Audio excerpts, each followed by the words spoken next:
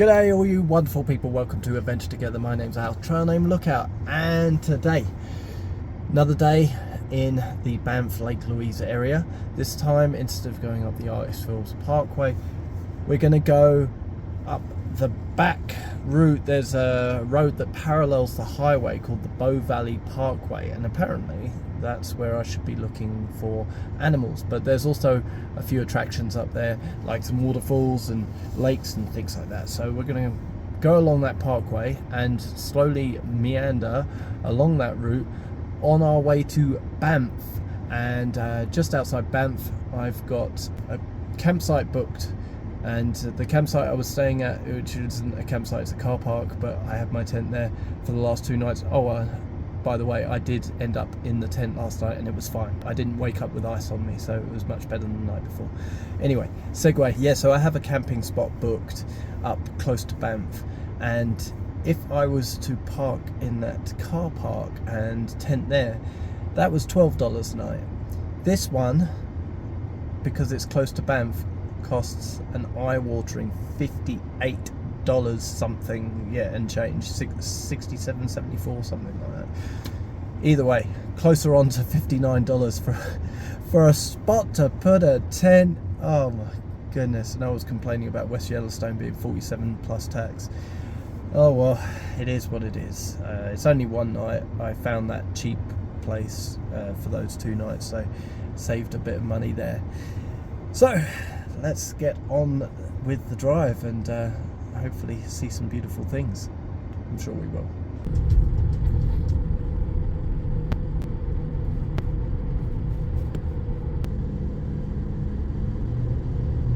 The first place we've come to is Morant Curve, which is a part of the railway that curves around and makes a picturesque photo, although I don't think there's any trains coming at the moment.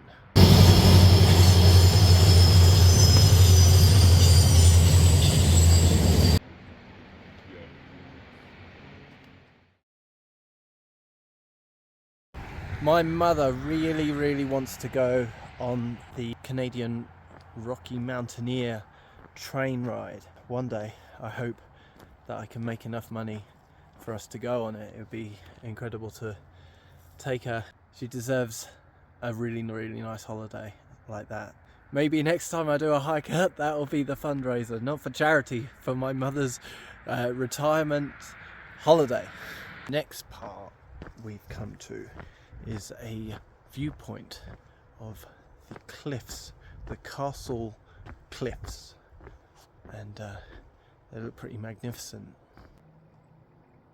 Wow.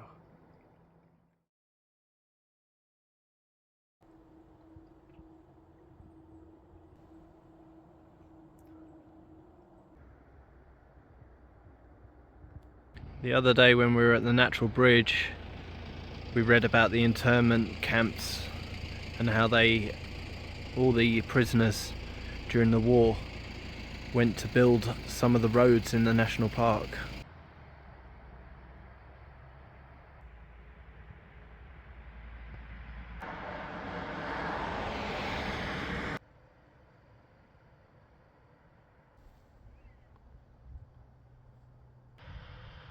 I don't know if we've come that far in the last 110 years.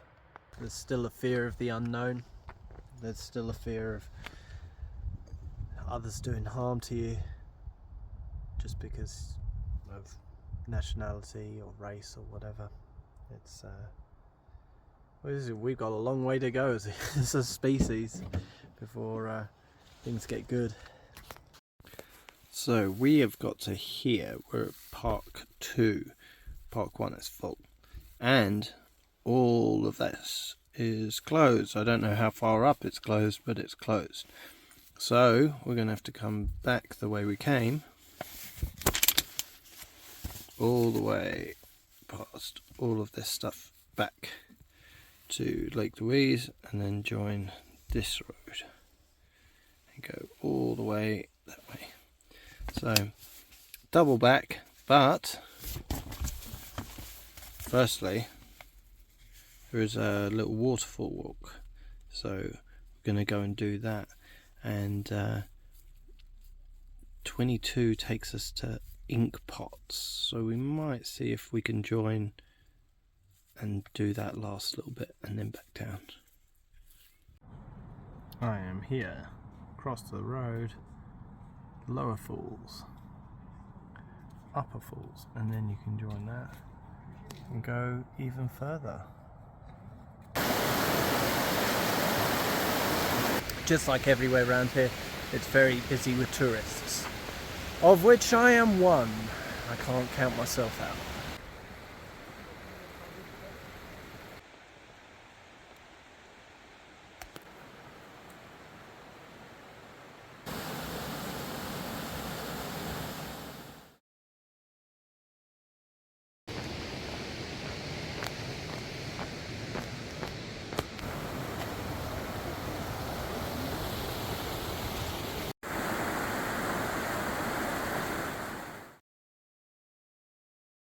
That's the Lower Falls, but there seems to be a queue to go over there and have a look. So I'm going to look from here and then go up to the Upper Falls.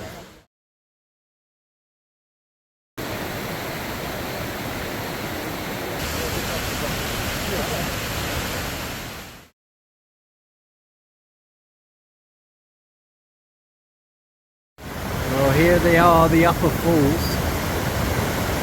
There's quite the queue to see these falls as well. I don't know how I did it, but I managed to beat the crowds and not have to wait.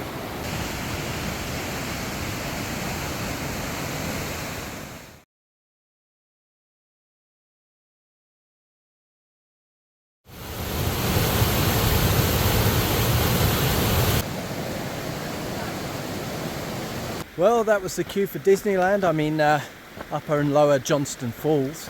And I decided not to queue up for the Lower Falls because I would have been there still, probably taking an extra half an hour. But I got to see it from a higher purchase, that's right, a higher elevation, a nice little lookout, and that made a good photo. But they're pretty spectacular. I can see why there's a lot of crowds, and they've made it very easy to access, so that's cool. A lot of people get to enjoy the views.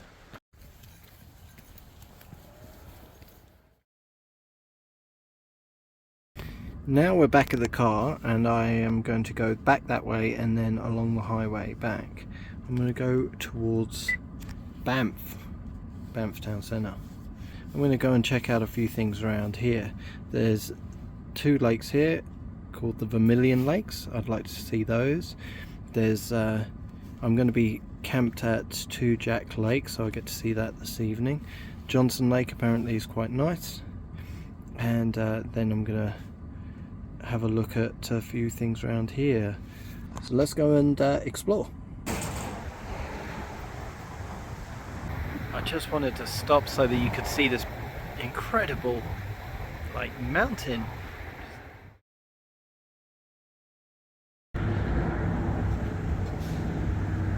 I decided to come a bit closer to the lake, so I drove down from the highway to this little access road.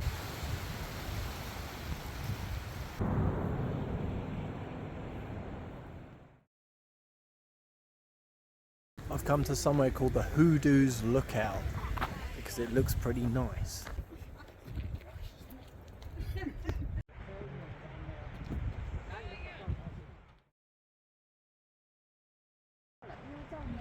That's some hoodoos.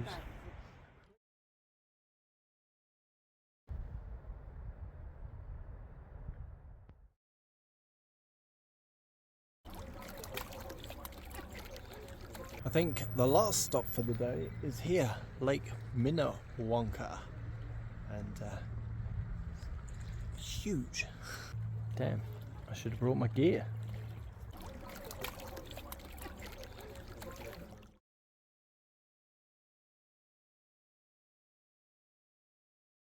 I've checked into my campsite at Two Jack Lake. It seems pretty early in the day, but there's the lake over there. As I said, it seems pretty early in the day. I checked in at 3:45, and it seemed that I'd exhausted my list of things I wanted to see today, because the parkway was closed in part, so I didn't get to see a few things that were on my list up there, but everything else I got to see. I drove through Banff downtown. It seemed super busy. Every single place that we could have parked needed payment for, so I decided to come straight here because there was nothing really in downtown I wanted to do. I'm not going to eat out at a restaurant, and I'd much rather be sitting here by the lake. So let's take a look at the view. Isn't this beautiful?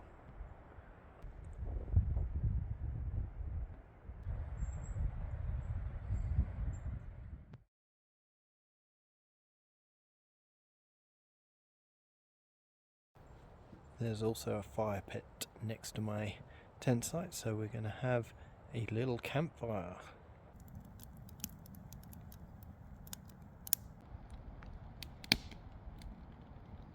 5 o'clock. Everything seems a bit early. Too early for a campfire, too early for dinner.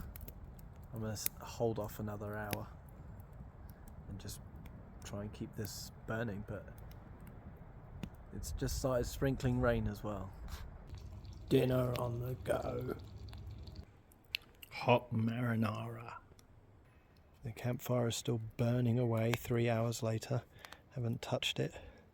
Just thought I'd let it burn out, but I guess it wants to stay alive forever.